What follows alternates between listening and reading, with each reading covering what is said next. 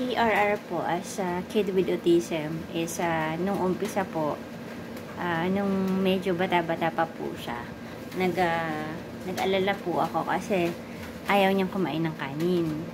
So, ang sabi po is, ang advice sa amin before is gutumin daw, wag daw patidein. Kasi yung mga kids naman daw, once nagutom is kakain din naman.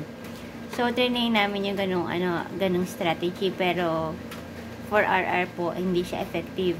Kasi, most of the kids with autism po, hindi sila aware na gutom sila or what. Pero, as time goes by po, yun, natuto na si R kumain ng kanin. Actually, hindi siya masyadong picky eater for kid with autism.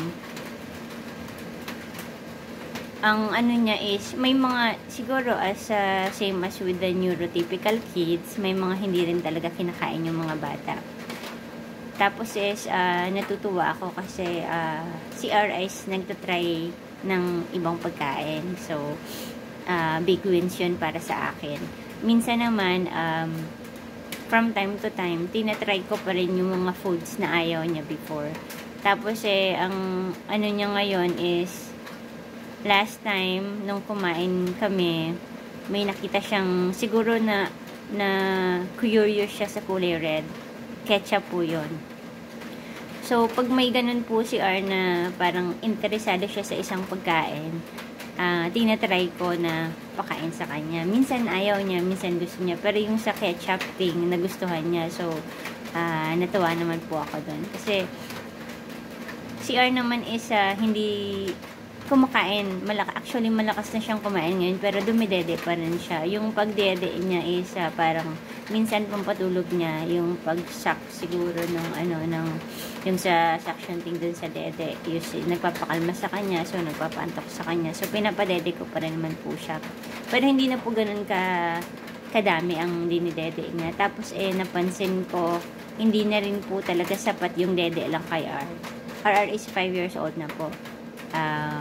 Malaki na, so siguro malaki na din yung kahas ng tiyan niya. So, tumaba siya. So, nagkalaman siya. From time to time, si R is never naging fan ng chocolates at mga sweets. Kasi nga, since naging hyper sila dahil sa autism case nila, hindi rin talaga namin siya pinag-ano ng candy, tsaka yun nga, dahil sa ngipin din nga. Pero from time to time naman, pinapatry ko naman siya ng ganun, pag gusto niya. Pero hindi as in total talaga. So, in terms po sa pagkain naman is, wala naman po kaming masyadong problema sa pagpapakain sa kanya. Unless, masama po. Pag masama po talagang pakiramdam ni R, may sakit siya, is hindi mo talaga siya as in mapupush at mapipilit na kumain. So, hinahayaan lang din po namin. As long as nakakakain naman siya, dumidede, umiinom ng tubig. So, si R is malakas na kumain. So, malakas siya siyang kumain ng kanin, with sabaw, manok.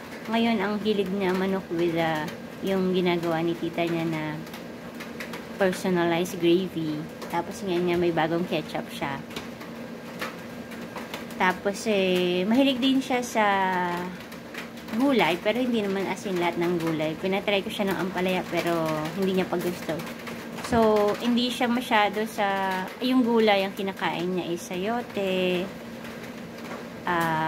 papaya, kalabasa, tapos sitaw. Minsan, inahati-hati ko lang yung sitaw, kasi hindi naman pwede pa sa, kasi baka nga mabulunan pa.